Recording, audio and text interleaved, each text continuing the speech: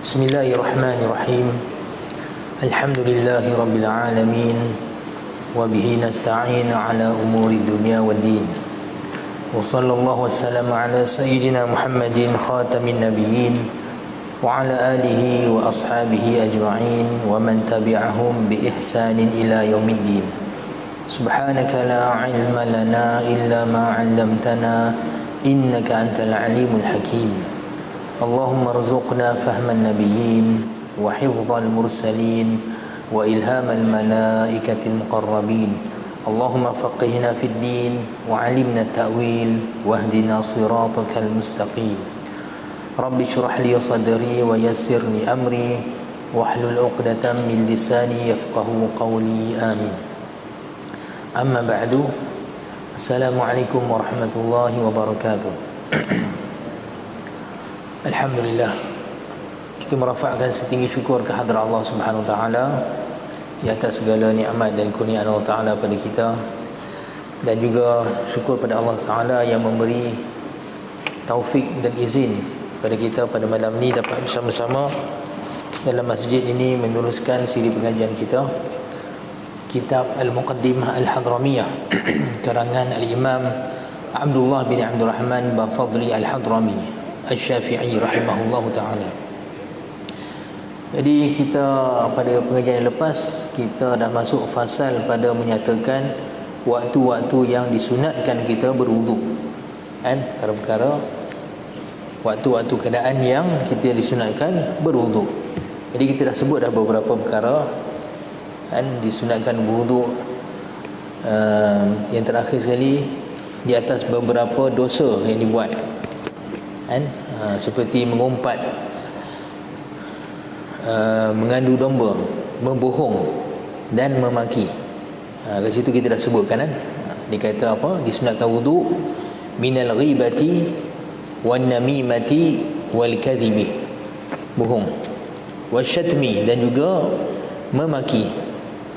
Maki pun sebenarnya salah satu daripada dosa mulut, daripada dosa mulut kita yang patut kita jaga. Kalau kita belajar kitab Penawar Bagi Hati, Syekh Abdul Qadir Al-Mandili ada sebut tentang 7 anggota yang perlu kita jaga, sebab ia adalah amanah pada Allah Subhanahu Wa Taala. Apa yang Allah Taala bagi pada kita sekarang ni, mata, hidung, telinga, perut, tangan, kaki, ni semua adalah amanah pada Allah Taala, bukan milik kita, kan? Bukan milik kita. Macam kita kalau kerja dalam satu company, satu syarikat bagi kepada kita barang-barang keperluan untuk kita laksanakan tugasan, seperti komputer, printer dan bilik, aircon, semualah. Tapi kalau kita gunakan barang-barang tersebut dengan tujuan yang salah, apatah lagi dengan perbuatan jenayah, maka company tidak teragak-agak akan ambil balik. Dan bila dia ambil balik itu, kita tak ada hak untuk kata kenapa ambil laptop saya, komputer saya. Bukan komputer kita. Komputer ni company punya, bagi pada kita untuk kita buat kerja sebagai amanah, kita yang betul jaga elok-elok. Jadi bila company ambil balik, kita tak boleh berhak untuk kata apa-apa. Begitulah semua anggota badan kita, kan? Lebih kurang macam itulah, tuan-tuan. Ini Allah SWT, salah satu daripada syariat Allah Ta'ala, tuan-tuan, dalam masalah jenayah ni adalah hukum hudud. Hudud asal dia daripada perkataan had. Had tu maksud dia batasan. Allah Ta'ala sendiri membataskan beberapa jenayah yang jangan langgar batas tadi. Yang kalau sekiranya di sana ada pelanggaran berlaku, Allah sendiri yang menentukan hukum dia. Yang tu dia bagi hukum hudud. Asal dia hudud ni maksud dia batasan-batasan. Di antaranya hukum hudud ni adalah hukum mencuri.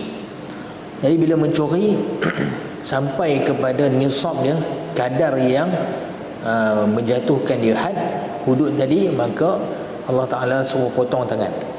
Was-sariqu was-sariqatu faqata'u aydiyahuma jazaa'an bima kasaba nakalan min Allah. Wallahu azizun hakim. Dan lelaki yang mencuri dan perempuan yang mencuri, maka potonglah kedua-dua tangan mereka, balasan daripada apa yang mereka lakukan, dan juga satu hukuman berat daripada Allah SWT. Tapi saya bukan nak bincang tentang masalah hukum hudud ni, tapi nak ajak tuan-tuan kita tafakkur pada akhir ayat ni. Dan Allah Ta'ala sebut potong tangan ni pencuri lelaki, pencuri perempuan, jazaan bima kasabah, sebagai balasan daripada apa yang mereka telah buat. Nakalam min Allah, satu hukuman berat daripada Allah. Tapi pada akhir ayat tu tuan-tuan, wallahu azizun hakim. Dan Allah Ta'ala tu sifatnya aziz. Aziz maksud dia sahibul izzah, yang memiliki izzah.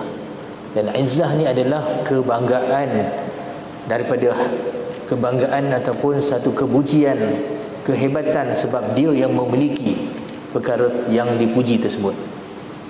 Jadi Allah Ta'ala aziz sebab Allah Ta'ala nak tunjukkan dalam hukum tersebut, tangan yang kamu pegang, yang kamu ada sekarang ni bukan tangan kamu, tapi dia adalah pemberian Allah Ta'ala sebagai amanah kepada kamu. Tapi bila mana dia pencuri tersebut telah menyalahgunakan tangan, telah menyalahgunakan tangan tersebut dengan membuat satu jenayah yang Allah Ta'ala sendiri bataskan. Jadi Allah Ta'ala sendiri kata potong tangan dia. Dan kamu tak boleh mempertikaikan perbuatan tersebut. Kerana apa? Kerana kalau dia kata kenapa nak potong tangan saya? Tak, tangan ni sebenarnya hakikatnya milik Allah. Bila kamu salah gunakan, jadi Allah Ta'ala ambil balik. Jadi yang memiliki izzah sebenarnya, maksudnya memiliki hakikatnya tangan itu adalah Allah. Itu maksudnya Allah sahibul izzah. Jadi pada hukum tersebut Allah Ta'ala nak mengajak kita kenal nama dia Aziz. Sebenarnya hakikat yang ada izzah, kemuliaan adalah Allah. Dan Hakim daripada perkataan hikmah, maksud dia dalam peraturan, dalam percaturan Allah SWT, Allah Ta'ala tidak buat satu benda tu sia-sia, tapi penuh dengan hikmah dan juga penuh dengan ilmu pengajaran yang perlu kita ambil, yang kita akan faham. Baik, jadi tu yang kita katakan tadi, antara perbuatan yang Allah Ta'ala larang adalah menggunakan mulut kita ni pada perkara-perkara yang tak sepatutnya. Seperti mana kita dah sebutkan sebelum ni, mengumpat, mengadu domba, berbohong, kita dah sebutkan hadis-hadis ya, dan juga memaki, terutamanya memaki hamun orang-orang beriman tuan-tuan, satu perkara yang sangat dilarang. Nabi SAW sebut dalam satu hadis, sibabul muslimi fusuqun wa qitaluhu kufrun. Memaki orang beriman itu adalah satu kefasikan. Benda yang fasik maksudnya satu benda yang telah melanggar perintah Allah Ta'ala. Dan kalau seseorang tu dihukum sebagai seorang yang fasik, maka tiada lagi kepercayaan kepada dia, tiada thiqah bagi dia.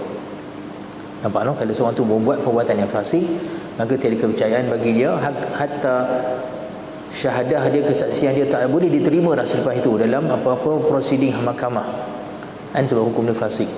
Dan Nabi kata sibabul mu'mini fusuqun, sibabul muslimi fusuqun. Membunuh orang muslim itu, memaki orang muslim itu adalah satu kefasikan, benda yang fasik. Wa qitaluhu kufrun, dan bunuh orang mukmin itu pula adalah satu kekufuran. Kufur kat sini ada dua makna. Pertama ni kufur nikmat, sebab Allah Ta'ala jadikan kita semua orang Islam ni sebenarnya adalah ikhwan, saudara. Patutnya kita berkasih sayang sama kita.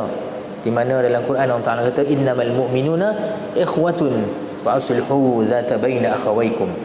Hanya sahaja orang beriman tu mereka adalah saudara, maka hendaklah kamu memperbaiki ataupun mendamaikan dua bersaudara kamu yang bertelagah. Dan Allah Ta'ala peringatkan orang-orang Islam, satu masa dulu kita berkelahi, iaitu terutamanya golongan muhajirin dengan Ansar. Terutama Ansar dalam satu masa dulu, mereka ni dua puak besar yang sentiasa bergaduh, iaitu puak Aus dan Khazraj. Tapi kerana nikmat Islam, mereka dijinakkan dan akhirnya menjadi saudara yang saling kasih mengasihi satu sama lain. Allah Ta'ala kata wadhkuru ni'matallahi 'alaikum idh kuntum a'da'an fa'alafa baina qulubikum fa asbahtum bi ni'matihi ikhwana. Dan ingatlah nikmat Allah Ta'ala ke atas kamu, yang mana satu masa dulu kamu adalah musuh satu sama lain, tapi dengan nikmat Allah Ta'ala kamu jadi saudara yang bersaudara ataupun yang kasih sayang. Wa kuntum ala syafa hufratin minan nari fa anqadhakum minha.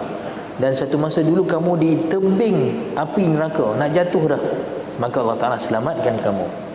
Jadi sepatutnya kita menghargai persaudaraan se-Islam, dan kita juga menjaga persaudaraan se-Islam ni tuan-tuan dengan yang betul-betul sangat. Malah dalam satu riwayat, satu hari Sayyidina Abdullah bin Umar bin Khattab, anak Sayyidina Umar bin Khattab radhiyallahu ta'ala anhuma, berdiri di hadapan Kaabah. Kemudian beliau berkata dengan suara yang kuat bagi orang semua dengar. Dia kata, ya Ka'bah, wahai Ka'bah, ya Baitullah, wahai rumah Allah, ma a'zamaki, betapa agung kamu. Sebab Allah Ta'ala mengagungkan Baitul Kaabah. Dan orang Arab semua sebut zaman jahiliah lagi mengagungkan Kaabah. Dan Kaabah diagungkan zaman jahiliah lagi. Dan zaman Islam tak betul lagi. Dia nak beritahu orang dengar semua. Dia kata, betapa agungnya kamu wahai Baitullah, wahai Kaabah. Tetapi dia kata, walakin hurmatal mu'mi a'zamu minki. Tetapi kehormatan orang beriman tu lebih besar daripada kamu. Sebab dalam satu hadis Nabi kata apa? La hadamul ka'bati ahwanu 'indallahi min safki damil mu'min. Robohnya Kaabah tu lebih ringan di sisi Allah Ta'ala daripada tumpahnya darah seorang yang beriman. Maksudnya orang beriman tu dibunuh kan dengan senang-senang wenangnya, benda tu lebih besar di sisi Allah Ta'ala, lebih daripada robohnya Kaabah. Nampak no? Sebab Sayyidina Abdullah bin Umar terutamanya sebutkan benda tersebut sebab berlakunya konflik besar pada zaman tersebut, sehingga kan wujud golongan Khawarij yang dengan mudah-mudah menghalalkan darah orang-orang beriman dengan membunuh mereka. Siapa yang tak ikut dia apa bunuh. Hatta sahabat dia pun bunuh. Kan Khawarij ni hatta bunuh Sayyidina Ali dan cuba nak bunuh Sayyidina Muawiyah dan beberapa sahabat. Jadi Sayyidina Abdullah mana ingatkan, jangan mudah-mudah bab darah orang beriman ni. Jangan mudah-mudah dengan kehormatan orang beriman. Kena jaga betul-betul. Jadi begitulah kita juga hingga hari ini kena jaga betul-betul persaudaraan sesama Islam, sesama orang beriman. Jaga betul-betul. Dan Nabi SAW kata, memaki orang beriman tu satu kefasikan. Jaga lidah kita jangan sampai maki mereka. Nampak no? Sebab semua anggota kita ni adalah amanah kepada Allah Ta'ala.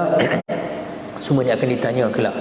Inna sam'a wal basara wal fuada kullu ulaika kana anhu mas'ula. Sesungguhnya pendengaran, penglihatan, hati, semua perkara tersebut akan ditanya oleh Allah Ta'ala besok. Akan diaudit. Di mana barang-barang pejabat yang kita kerja guna tadi tu akan audit pada akhir tahun. Tengok guna betul ke tak apa semua kan. Jadi kalau elok kita guna, walaupun barang pejabat tadi kita guna sampai lunyai sekalipun, jahanam pun, tapi kerja tip-top, amanah, elok, jaga semua, company takkan marah. Awak barang rosak takkan tanya. Sebab kerja bagus, memang habis. Teruk dia guna bekalkan pejabat, tapi kerja dia memang bagus, TikTok, tak apa. Silsilah company akan bagi barang baru siap kan. Tapi kalau barang kita guna jahanam, kerja tak ada, apatah lagi kalau buat jenayah, na'udzubillah kan. Macam mana kita nak jawab besok depan Allah Ta'ala? Macam itulah. Thumma latus'alunna yawma idzin 'anil na'im. Kemudian hari tersebut, hari kiamat, kamu semua nescaya akan ditanya dengan semua tentang semua nikmat-nikmat yang Allah Ta'ala beri. Jadi tuan-tuan, dalam hadis Nabi SAW beritahu tentang wuduk. Wuduk ni menjadi kafarah bagi dosa-dosa kan. Seorang tu kalau berwuduk, maka keluarlah dosa-dosa dia tu daripada badan dia, daripada jasad dia, hingga keluarlah daripada celah-celah jari dia, keluar dari jari dia. Sebab itulah kalau seorang tu kalau buat dosa, memang dosa ni jangan nak buat lah. Kita kena tahan diri kita daripada melakukan dosa-dosa seperti mengumpat, bercakap, bohong dan juga memaki orang Islam. Tapi kotlah kalau dah terlepas, dah terbuat, terus berwuduk, moga-moga dia menjadi kafarah daripada dosa tadi. Nampak no? Tapi kalau kita dah maki orang, berwuduk saja tak cukup tuan-tuan kan? Kena minta maaf pada orang tersebut. Minta maaf. Wal kalamil qabih. Begitu juga sunat berwuduk daripada kata-kata yang tak elok. Kalam qabih maksud kata-kata yang buruk, kata-kata yang kotor. Cuba kita elak daripada kata-kata yang kotor. Nabi SAW sebut dalam satu hadis riwayat At-Tirmidzi daripada Sayyidina Abu Darda radhiyallahu taala anhu, qala Rasulullah sallallahu alaihi wasallam, ma syai'un athqalu fi mizanil mu'mini yawmal qiyamati min khuluqin hasan wa inna Allah la yubghidul fahishal badhi'ah. Maksud dia, tiada sesuatu pun yang sangat berat pada timbangan orang beriman pada hari kiamat esok kelak lebih daripada akhlak yang baik. Nampak tuan-tuan? Seorang tu boleh jadi amalan ni tak banyak, solat fardu je, puasa fardu bulan Ramadan kan, bagi zakat, sedekah sikit-sikit lah kot. Kata amalan banyak tak adalah banyak sangat, tapi satu, akhlak dia baik, disenangi oleh orang, bahasa dia indah, tak pernah menyakiti orang kan, sentiasa menyebabkan orang lain seronok, gembira dengan dia. hak ni lah besok timbangan dia paling berat sekali di dalam neraca kebaikan di pada hari kiamat. Akhlak yang mulia tu. Nampak no, kena jaga akhlak kita, jangan bagi sampai kita ni jadi tempat orang sakit hati dan semua sekiannya. Kemudian dalam hadis tersebut Nabi kata apa? Wa innallaha la yubghidul fahishal badhi'ah. Dan Allah Taala sangat membenci orang yang fahish. Orang yang fahish ni orang yang melampau jahat, yang lucah sifat dia, yang tak ada rasa malu apa ni dalam masalah tentang kehormatan. Dan badhi, lidah dia kotor. Cakap dia tahu nak mencarut dia, nak maki apa semua. Nampak ni cakap tak elok. Lidah ni kena jaga. Nampak no? Kita biarlah keluar daripada mulut kita ni benda yang wangi, benda yang elok saja. Nampak no? Sebab apa yang keluar dari mulut kita menggambarkan apa yang dalam badan kita. Pernah satu hari dalam satu riwayat ada orang memaki hamun Sayyidina Isa AS, Nabi Isa AS, maki hamun dia. Kemudian Sayyidina Isa jawab dengan baik-baik, doakan kesejahteraan dia apa semua. Jadi bertanya pengikut Nabi Isa AS, Hawariyun, tanya kepada Nabi Isa, dia kata, wahai ruh Allah, mereka memaki kamu, kenapa kamu tetap keluarkan kata-kata yang baik pada mereka? Nabi Isa AS kata, kullun yunfiqu mimma alaihi. Setiap seorang tu keluarkan infak dengan apa yang dia ada. Seorang tu keluarkan dengan apa yang ada. Dia ada benda tu. Hak yang dia ada maki hamun, kutuk, cakap kotor, cakap mencarut, hak tu yang ada dalam badan dia. Hak tu ini keluar. Aku tak ada benda tu. Jadi aku keluarkan benda yang aku ada. Doa, cakap elok, balas dengan kebaikan. Nampak no?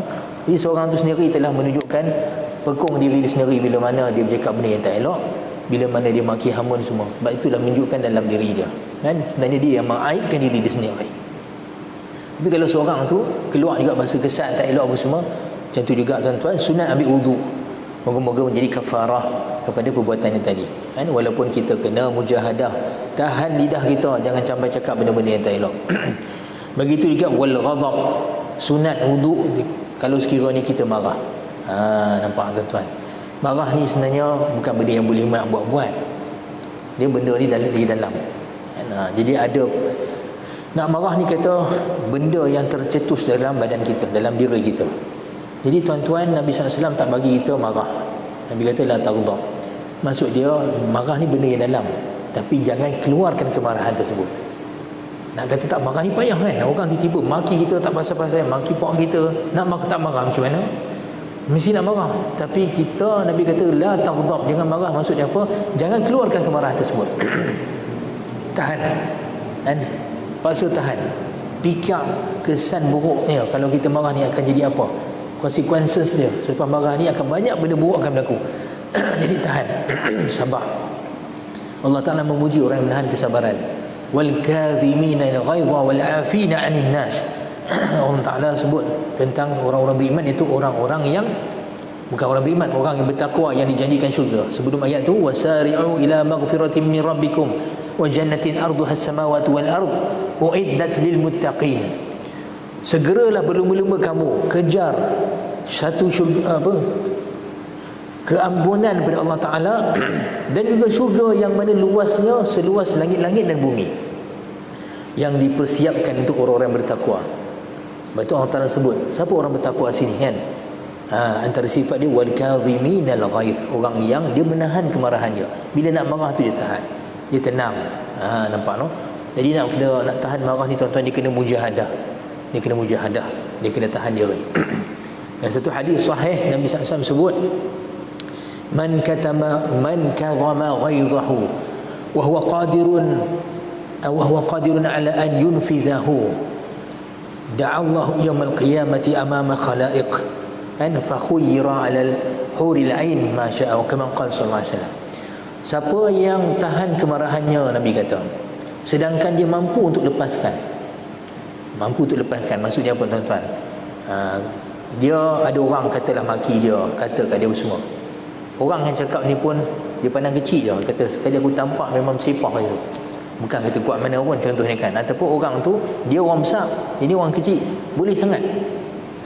Tapi kalau sekiranya kita kena maki dengan hamun, tapi dengan bos atas kita ni orang kerja bawah, kita bukannya tahan marah tu, kita tak berani namanya. Itu tak berani kan. Pasal kata tanggung jelah, tahan jelah telinga.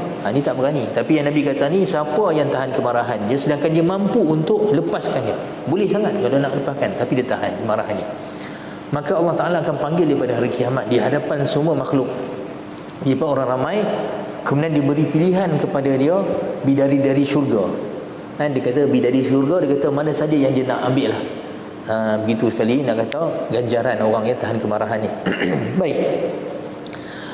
Jadi bila Nabi SAW sebut dalam satu hadis sahih juga, Nabi kata wala la tahasadu wala tabaghadu wala tanajashu wala tadabaru.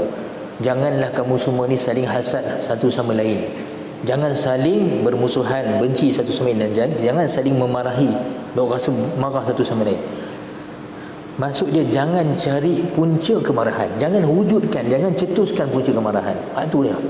Marah ni istimewa nak kata tadi, benda memang dia ada dalam diri, tapi kita jangan saja cari pasal nak bagi orang marah. Dah tahu kawan ni, benda ni isu yang memang akan jadi bergaduh apa semua, tak payah nak bising-bising, tak payah nak besar-besarkan. Bila saja cari nak marah tu, kita dah tolong syaitan buat kerja.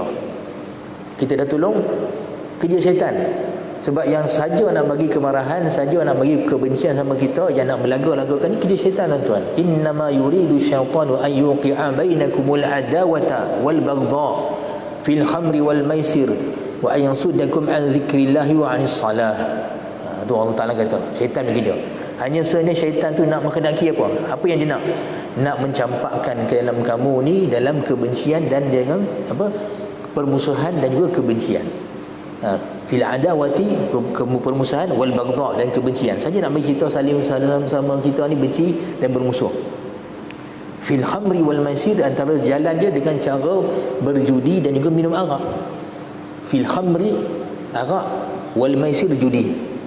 Wa yasuddakum an dzikrillah, dan memang syaitan dia nak menghalang kamu daripada mengingati Allah Ta'ala, daripada berzikir. Tak bagi kita berzikir.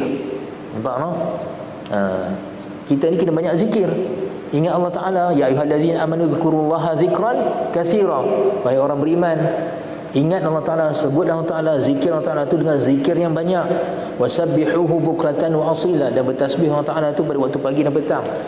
Ayat Al-Quran ni dalam tentang zikir ni cukup banyak. Nabi sendiri pun sebut dalam beberapa hadis lain tentang fadilah zikir, dan Nabi kata tak ada siapa yang datang pada hari kiamat dengan satu amalan yang lebih besar daripada seorang yang baca la ilaha illallah wahdahu la syarikalah lahul mulku wa lahul hamdu yuhyi wa yumiitu wa huwa ala kulli syai'in qadir 100 kali setiap hari. Tak ada siapa datang hari kiamat dengan ganjaran sebesar orang yang baca ni. Melainkan Nabi kata apa? Melainkan orang tu baca seperti itu juga ataupun dia buat lebih. Dan kata kalau buat lagi banyak lagi bagus zikir. Nampak no? Jadi hati-hati tuan-tuan. Kalau hari ni tiba-tiba kita nak berzikir, tak bagi berzikir pula. Ni pelik sikit. Kan? Elok-elok kita berzikir, kita baca Yasin malam Jumaat, dia berkata tak boleh, bid'ah. Hai, dia kata nak tolong syaitan apa? Syaitan yang tak bagi nak berzikir ni. Nampak no? Hati-hati. Benda-benda macam tu. Baik. Jadi tu kerja syaitan tadi kan. Wa yasuddakum an dzikrillah wa anis salah, dan nak menghalang kamu daripada mengingati Allah Ta'ala, dan juga nak halang bersolat. Tu kerja syaitan. Jadi Allah SWT, sebab itulah kita katakan tadi, marah ni pun sebenarnya daripada syaitan. Dalam satu hadis Nabi SAW sebut innal ghadaba minasyaitan, sesungguhnya marah ni sebenarnya daripada syaitan. Wa inna syaitana khuliqa minan nar, dan syaitan tu pula dicipta daripada api. Dicipta daripada api. Wa innama tudfa'un naru bil ma', dan hanya senya api ini dipadam dengan air. Jadi Nabi kata wa idza ghadiba ahadukum falyatawadda, maka sekiranya salah seorang daripada kamu ni marah, maka hendaklah dia berwudu. Ambil wudu. Rasa-rasa nak marah tuan-tuan, pergi ambil wudu, basuh muka apa semua. Moga-moga padam kemarahan kita. Nampak no?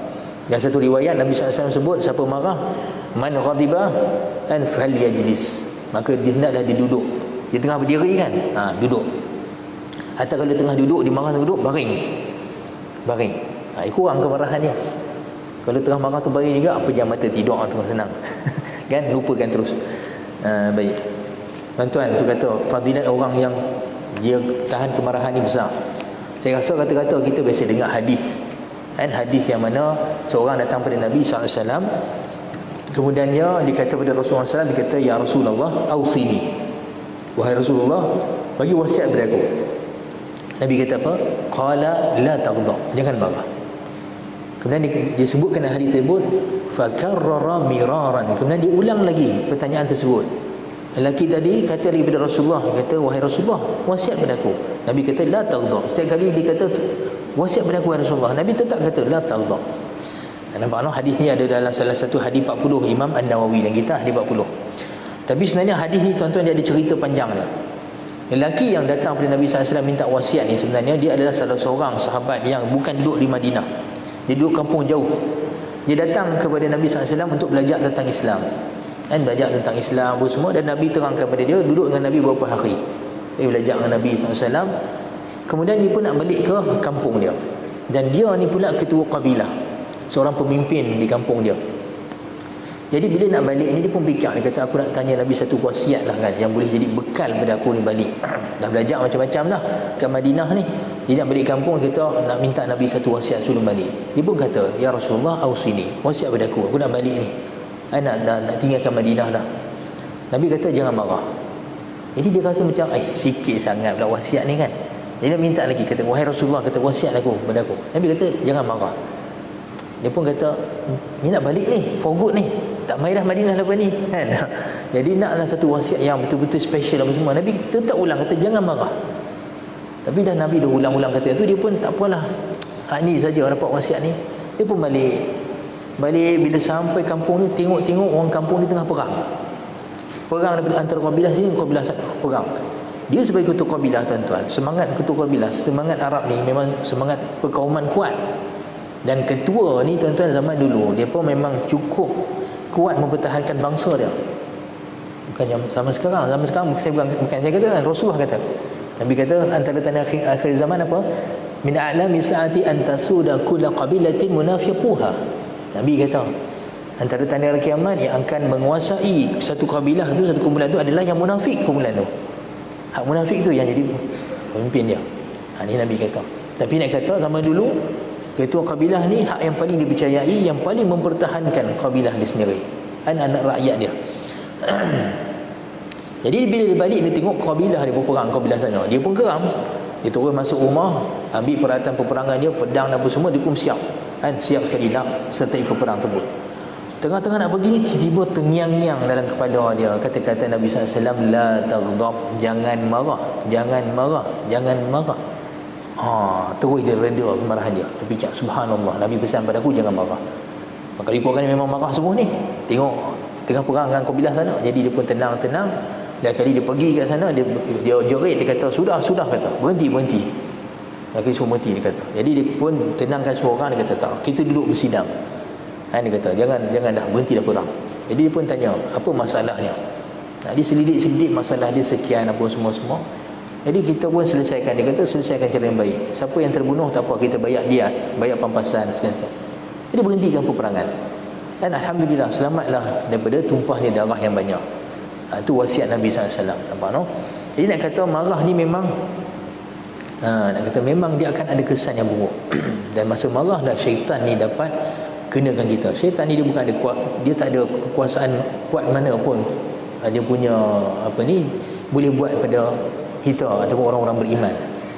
Tapi dia boleh kenakan kita bila kita melampau pada perasaan kita. Kalau kita melampau marah, masa tu syaitan boleh ambil buat sesuatu. Melampau sedih sampai depression tu yang jadi kata berhalusinasi ni kan. Dengar suara apa semua sampai lah kali suruh bunuh diri lah, pergi pijak anak sendiri lah, orang kata meroyan semua. Tu orang perempuan kena jaga-jaga. Kena ingat Allah Ta'ala, kena zikir, kena sentiasa tenangkan hati dengan zikir. Sebab bila terlalu sedih, terlalu stres apa semua tu, masa tu syaitan datang membisikkan benda-benda yang tak elok. Begitu juga terlalu gembira sangat, syok sangat, tu masa syok suka-suka sangat tu, masa tu nak jadi musibah apa kan. Sebab masa tu syaitan dia boleh nak kenakan sesuatu. Jadi kita ni biar ada sentiasa amalan zikir, wirid-wirid, tahassun, Maksud tahassun ni wirid perlindungan. Kan bacalah wirid Imam Nawawi ke, Hizib Nawawi ke, Hizib Bahar ke, ataupun wirid-wirid baca maksurat ke, apa-apa saja yang kita belajar, baca jadikan amalan. Moga Allah Ta'ala pelihara kita daripada gangguan syaitan. Cuma dalam hadis ni apa? Dalam bab ni kalau marah disunatkan untuk kita berwuduk berdasarkan hadis Nabi tadi. Wali iradatin naum, dan begitu juga ketika nak tidur. Kalau kita nak tidur disunatkan kita berwuduk. Walaupun lepas tidur tu nanti memang dah batal wuduk, tapi biarlah hal terakhir sekali sebelum kita pejam mata tu dalam keadaan kita suci berwuduk. Dan amalkanlah amal-amalan yang Nabi SAW ajak sebelum tidur, seperti baca 3 surah Qul huwallahu ahad, Qul a'udzu birabbil falaq, dan Qul a'udzu birabbin nas. Embuih kat tangan, sapu kat seluruh badan. Baca 33 subhanallah, 33 alhamdulillah, 34 Allahu Akbar. Macam lepas solat kan, subhanallah subhanallah baca. Yang ini pun Nabi SAW dalam satu hadis Nabi SAW suruh baca sebelum tidur. Dan dalam satu hadis, siapa yang baca 2 surah terakhir, 2 ayat terakhir dalam surah Al-Baqarah, iaitu ayat amana rasul bima unzila ilaihi min rabbih wal mu'minun, dan juga ayat la yukallifullahu nafsan illa wus'aha sampai akhir dia. Nabi kata siapa baca 2 ayat ni kafatahu, nescaya 2 surah ni mencukupkan dia pada malam tersebut. Dan di antara amalan sebelum tidur ni, kalau boleh kita baca surah Al-Mulk. Surah Al-Mulk, tabarakalladzi biyadihil mulku wa huwa ala kulli syai'in qadir, sampai akhir ayat. Maka jadi perlindungan kita daripada fitnah kubur. Daripada fitnah kubur. Siapa nak dipermudahkan rezeki dia, baca surah Al-Waqi'ah sebelum tidur. Dan satu hadis lain pula, siapa yang baca malam surah Yasin kerana mendapatkan redha Allah Ta'ala, man qara Yasin, man qara Yasin Allah SWT, saya lupa dah mata hadis tu. Siapa baca surah Yasin untuk mengharapkan redha Allah Ta'ala, fa asbaha maghfuran, maka pagi besok dia akan bangun dalam keadaan diampunkan oleh Allah Subhanahu Wa Ta'ala. Sebab itulah amalan-amalan ni kadang-kadang banyak, tapi saya pernah biasa tengok setengah-setengah ulama, masya-Allah tabarakallah, memang dia takkan tidur selagi kita habis semua amalan ni. Ketika saya pernah pergi Turki pada tahun 2011, ingat saya pergi daripada Sudan. Kami daripada Sudan, saya dengan orang rumah dengan anak pergi daripada Sudan. Masa tu hadiri satu seminar ke Istanbul. Habis seminar tu depa ada program jalan-jalan, tapi saya tak mau pergi. Saya minta izin, saya nak pergi ke Isparta, nak jumpa satu wali Allah, Syekh Sa'id Nuri nama dia. Beliau adalah anak murid kepada Imam Badi'uz Zaman Sa'id Nursi yang masih hidup lagi. Anak murid Imam Badi'uz Zaman Sa'id Nursi rahimahullah. Jadi saya tak ingin nak pergi sana, tapi nak jumpa Syekh ni cukup payah. Anak murid dia yang beribu-ribu pun tak semua boleh jumpa dia. Sebab dia tersembunyi sikit orang dia. Nampak tak?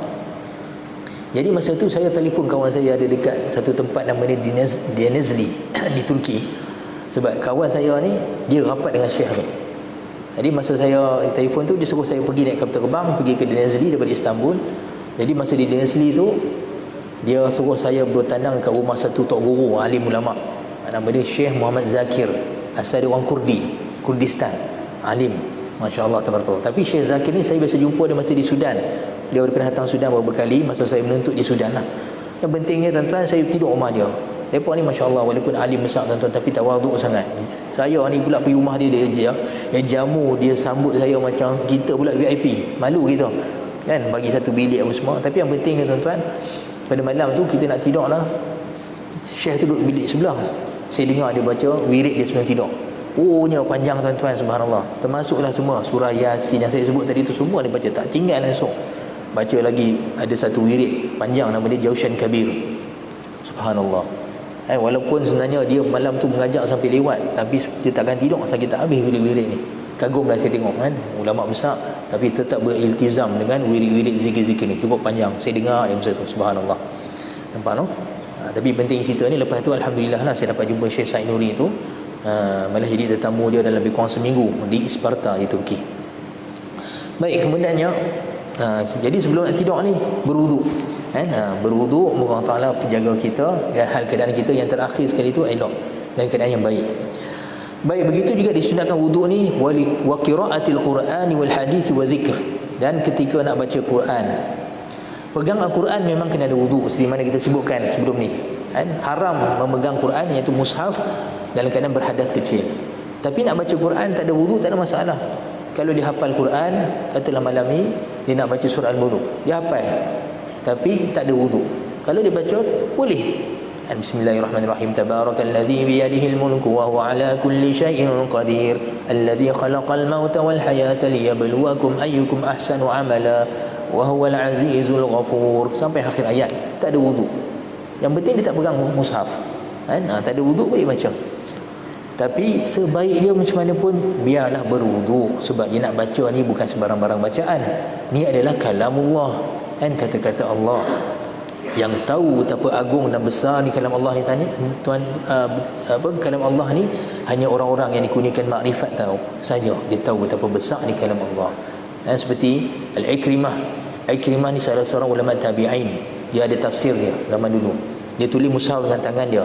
Bila habis dia tulis mushaf tu, tuan-tuan dan tangan bergetar, dia kata hadza kalamullah, apa yang aku tulis ni adalah kata-kata Allah Rabbul Alamin, Tuhan pencipta alam seluruhnya.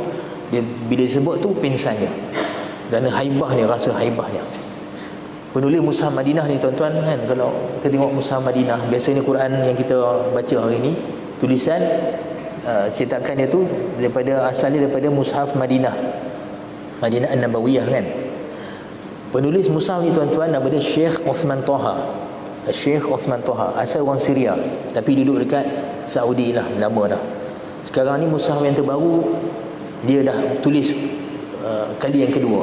Kali pertama dulu dia tulis yang cetakan lama, sekarang ni cetakan baru, dia dah selesai tulis yang terbaru lah, tulisan dia yang baru. Tapi dua-dua yang lama yang baru tuan-tuan duduk tulisan dia. Syekh Uthman Taha hidup lagi, ada kat Saudi. Saya pernah tengok dalam satu rancangan, orang interview dia, dia kata sebenarnya bukan senang tulis mushaf.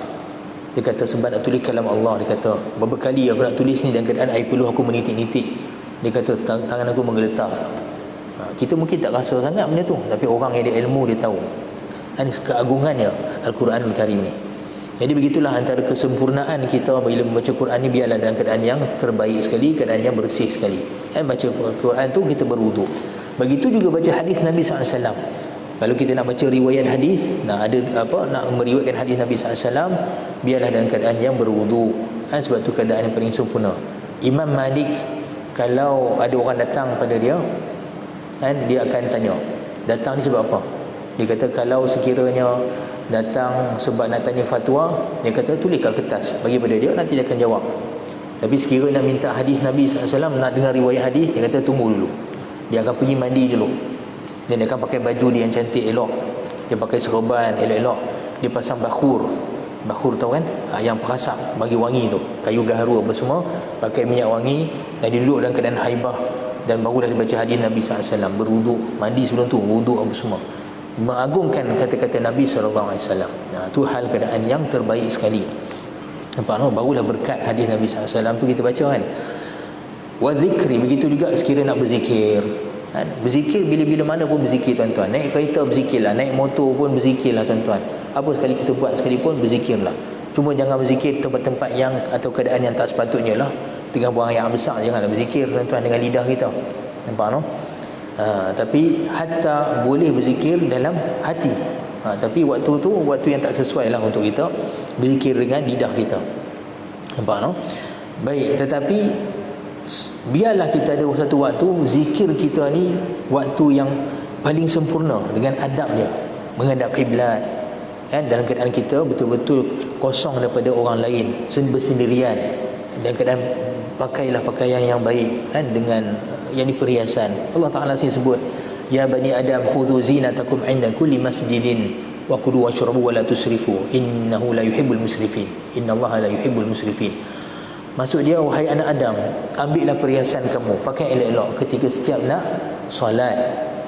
Solat ni juga adalah zikir. Wa aqimis solata li zikri, dirikanlah solat untuk mengingati aku.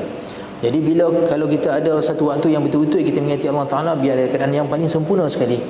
Zikir khusus, duduk bersendirian dengan Allah Ta'ala. Biarlah tak ada siapa pun ada dalam bilik itu, kita seorang-seorang saja.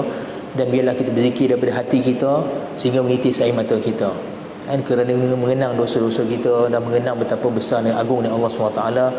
Jadi moga-moga kita tergolong daripada salah satu golongan yang 7 yang Allah Ta'ala sebut dalam Nabi SAW sebut dalam satu hadis, yang mereka dapat duduk di bawah bayang-bayang, yang mana hari tersebut iaitu hari kiamat, hari di padang mahsyar, yang tiada bayang-bayang, mereka bayang-bayang tu saja.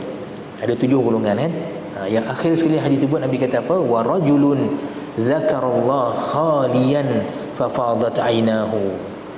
Salah seorang yang duduk bawah bayang tersebut, tuan-tuan, seorang lelaki yang mengingati Allah, berzikir Allah Ta'ala dalam keadaan sunyi, sepi, tak ada siapa bersama dia, dan mengalir air mata dia, takut Allah Ta'ala, terkenang dosa dia. Jadi biarlah kalau kita ada waktu zikir seperti ini, tuan-tuan, ambil wuduk dulu, berwuduk dan keadaan baik, dan zikirlah. Tahlil ke, kita sebut la ilaha illallah, nak buat berapa kali? 100 kali buat, nak buat 1000 kali lagi bagus kan. Kalau boleh buat sampai puluh-puluh ribu, lagilah masya-Allah tabarakallah kan. Sebab di sana ada riwayat siapa yang tahlil 70,000 kali, walaupun hadis ni sebenarnya asar, bukan hadis pun, dia asar saja, tapi moga dengan fadilat amal kita mengharap moga-moga kita buat, kita dapat fadilat tersebut, iaitu apa? Siapa yang tahlil 70,000 kali, maka dia telah melepaskan diri daripada azab api neraka. Moga-moga, nampak no? Semoga-moga kita buat, kita harap Allah Ta'ala kurniakan kepada kita. Nampak? Baik, wa julusi fil masjidi, dan disunatkan berwuduk nak duduk dalam masjid kan. Walaupun kita nak masuk masjid tu dengan niat untuk rehat saja, tapi ambil wuduk dulu sekalipun. Tapi sebab baik dia masuk masjid, solat tahiyatul masjid, kemudian nak rehatlah, dan niatlah i'tikaf, dapat pahala. Dalam mazhab Syafi'i kita, alhamdulillah, masalah i'tikaf ni mudah, asal duduk dalam masjid saja boleh niat i'tikaf. Kalau ikut mazhab Maliki payah sikit lah, sebab i'tikaf dia mesti 1 hari genap. Kalau separuh-separuh dia tak kira i'tikaf. Alhamdulillah mazhab Syafi'i nak duduk 5 minit, 1 minit, 2 minit tak ada masalah, i'tikaf, dapat niat i'tikaf. Mazhab Maliki siap syarat nak i'tikaf mesti puasa siap. Nampak no? Kita tak apa, makan dalam masjid pun tak apa. Niat i'tikaf. Baik. Wal mururi fihi, dan juga kalau nak lalu masjid. Zaman dulu ada setengah masjid, dia jadi jalan pertemuan antara 2 jalan. Setengah zaman dulu, kota dulu bangunan dia dekat-dekat, jadi nak pergi ke satu tempat tu kadang-kadang terpaksa masuk masjid. Jadi kalau sekiranya seorang tu nak melintas je pun, nak masuk pintu sana, keluar pintu sana kan, dia ada hajat dia tertentu, ambil wuduk dulu kalau boleh. Ambil wuduk dulu, masuk, kemudian keluarlah. Sunat untuk kita berwuduk sebelum masuk masjid. Wa dirasatil ilmi, dan begitu juga nak mengaji, nak belajar, ambil wuduk, dan ini salah satu daripada adab belajar kan. Dan juga dia menjadi salah satu sebab untuk terhasilnya ilmu, untuk kita dapat ilmu. Ilmu ni sebenarnya cahaya kan, yang Allah Ta'ala campakkan ke dalam hati orang-orang yang Allah Ta'ala kurniakan ilmu tersebut. Bukan daripada usaha kita sendiri, tuan-tuan. Kita main masjid, buka kitab, beli kitab ke, catat ilmu ke apa semua, cuba dengar, cuba hafal, mengulang kaji ke apa semua, tu semua adalah perbuatan kita yang tidak lebih daripada doa fi'li, doa perbuatan saja. Allah nak berhati sejauh mana kesungguhan kita nak ilmu. Allah tengok saja kan. Kalau kita Allah Ta'ala tengok dia betul-betul nak ilmu, Allah Ta'ala bagi. Ilmu ni benda mahal, dan benda mahal dia tidak sepatutnya diberikan kepada orang yang tak menghargainya ataupun orang yang tak berapa nak. Tuan-tuan kalau lalu kat market, contohnya pergi pasar kan, kita memang niat nak bagi sedekah, tapi ada seorang tu minta sedekah dalam keadaan macam ni, pasal saya nak bagi, tuan-tuan, bagi macam tu minta sedekah. Kita nampak macam nak tak nak yang bagi sedekah kan, nak minta sedekah macam nak tak naknya. Tapi kalau seorang tu minta betul-betul dengan muka, kata tolonglah bagi saya apa semua, jadi kita lebih nampak macam beria-ria nak bersungguh, kita pun baiklah kita bagi. Jadi lisan hal seseorang tu, hal keadaan seorang tadi menggambarkan diri dia. Begitulah kita ni dalam menuntut ilmu, Allah tengok lisan hal kita, sejauh mana kita macam bersungguh nak. Kemudian bila dapat ilmu, kita bersyukur tak dengan ilmu ni? Syukur dia adalah dengan amal dan menghargai dan memuji Allah Ta'ala dan menghargai ilmu yang Allah Ta'ala bagi tersebut. Jadi semua ni, tuan-tuan, jadi adalah asbab Allah nak bagi ilmu kepada kita, sebab dia benda mahal. Benda mahal itu tak bagi kepada mereka yang tak reti nak menghargai benda tersebut. Nampak? Jadi antara adab ilmu, tuan-tuan, ambil wuduk, berwuduk sebelum mengaji dulu. Dan panjang lebar lah kalau cerita tak ada ilmu ni, tuan-tuan boleh tengok kitab Ta'limul Muta'allim fi adabi ta'allum, fi tariqi ta'allum. Kitab Ta'limul Muta'allim karangan Imam Al-Zarnuji. Baik. Wa min hamlil maiti wa massihi, dan juga disunahkan wudu selepas mengangkat mayat jenazah dan juga menyentuh mayat. Dalam satu hadis Nabi kata, man ghassala maitan falyaktasil, siapa yang mandikan jenazah maka dia hendaklah mandi. Sunat mandi, orang yang mandikan jenazah adalah mandi. Tapi kalau kita bawa setakat bawa jenazah ataupun kita hadiri ke bumi, ke dalam kubur, disunatkan untuk kita berwuduk. Nampak no? Baik, sampai sini dulu no, insya-Allah. Jadi saya mohon maaf sekiranya saya ada kasar bahasa atau salah silap. Yang baik pada Allah SWT, salah silap kekurangan, yang baik kekurangan saya sebagai manusia biasa. Dan tuan-tuan, sekiranya tuan-tuan nak bersama membantu untuk wakaf Mahat Tahfiz kami nak bina satu lagi bangunan insya-Allah untuk Mahat Tahfiz perempuan, dan juga begitu jugalah segala kos-kos penyelenggaraan Mahat Tahfiz kami, bolehlah membuat demikian. Ni Ustaz Azmir insya-Allah dia letak kain sejadah ke belakang tu. Sebab saya tak buat tabung hari ni, lupa. Bukan lupa, tak ada nak pergi ambilkan Mahat. Saya ucapkan jazakumullah khairan katsira. Terima kasih banyak-banyak, dan moga Allah Taala membalas kebaikan tuan-tuan dengan ganjaran besar di atas sumbangan-sumbangan tuan selama ini dan seterusnya dalam mempertabatkan Mahat Tahfiz untuk melihat generasi Al-Quran insya-Allah dan ilmu agama. Aqulu qali hadza wa astaghfirullah li wa lakum. Assalamualaikum warahmatullahi wabarakatuh.